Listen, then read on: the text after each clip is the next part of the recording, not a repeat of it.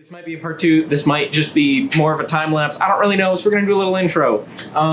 Basically, this has been sitting where we left it for about 2 weeks.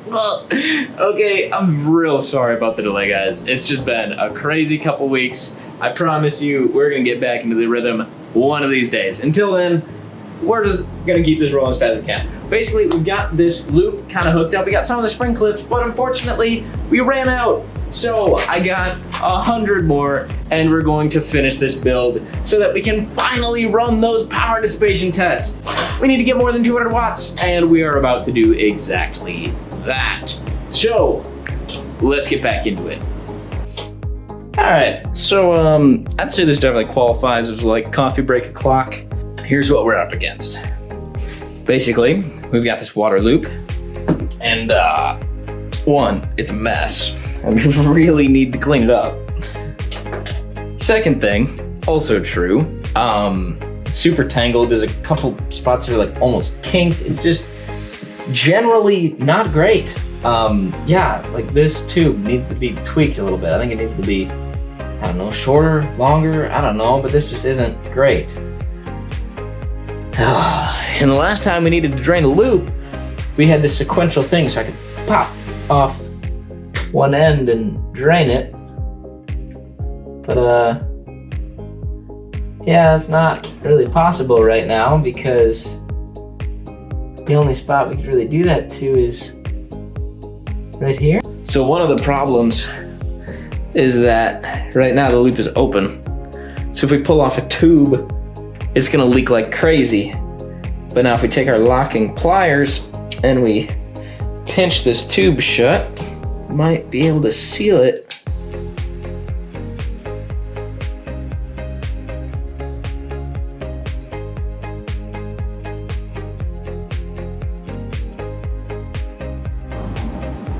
All right, let's get this back down. Let's do it with a little more power. I'm looking for drips. Looking for drips, looking for drops. There's a lot of air in this loop. Oh my goodness, there's a lot of air in this loop. But thankfully, these clips are working really well. So much better. Use spring clips. These are awesome. Okay, I think we can actually move on with the rest of what we needed to do. We can finally run the power test. Oh, yes. That's awesome. I'm gonna need to wait for this to stop being milky. This is gonna take a while to get all the bubbles out, simply because it's got basically 4 parallel segments of the loop to bleed. So that's not great, but we'll get it eventually. We'll get it eventually. We are starting to preheat the loop. We've got everything set up, and I'm really excited about this. Yeah, so here's basically what we're doing. We are getting the water hot. Taking a look at the power output, you can see that we are actually regulating power. You can see that in the display. Turn up the voltage there. Current drop down for channel 1. Excellent. Okay, we're gonna switch over to channel 3, and we're also going to set that to 50 watts. Go into 3, change channel. Boom. And now we can see that it is also regulating. We're going to turn up the voltage here. Okay, now we're running these both. We got them both maxed up at their maximum voltage, still regulating current. Pretty fantastic.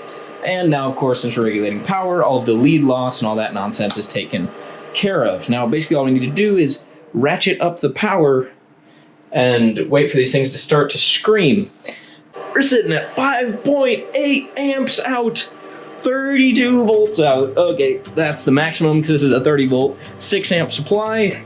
So that's gonna be our limit, but thankfully we've got the 10 amp supply up on top so we can take a look at how that's doing. We're just gonna let that sit for a while.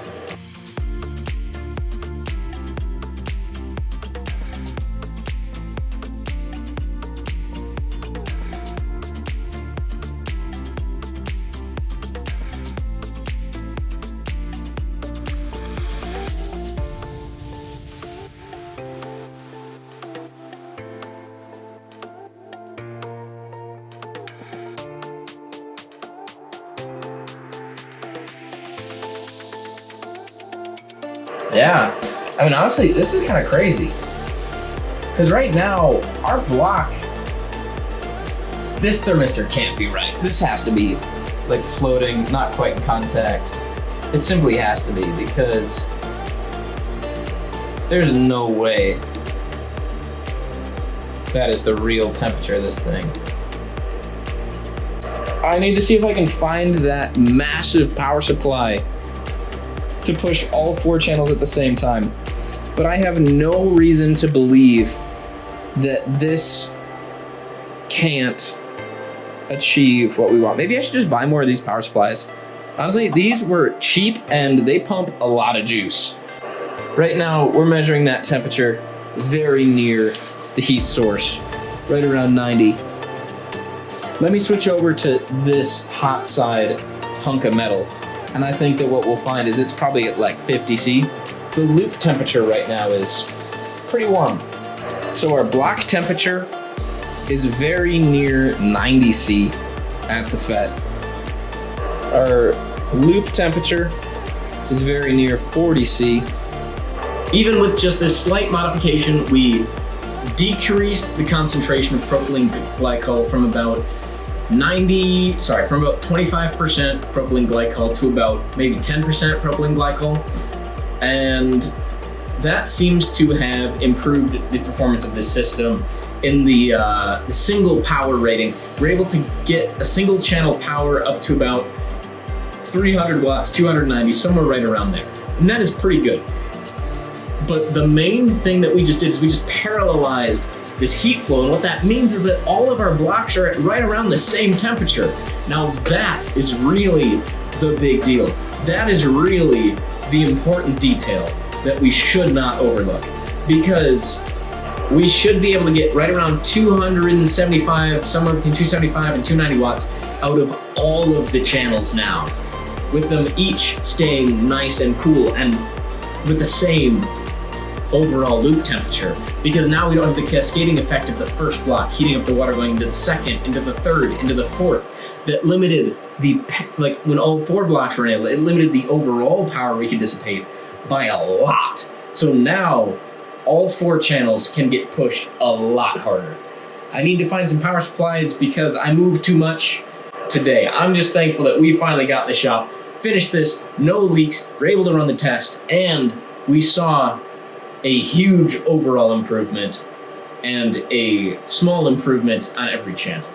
Now, if we put this back to 25% propylene glycol, I think we'd see a very similar single channel result, since the thermal resistance from block to water has just been significantly reduced.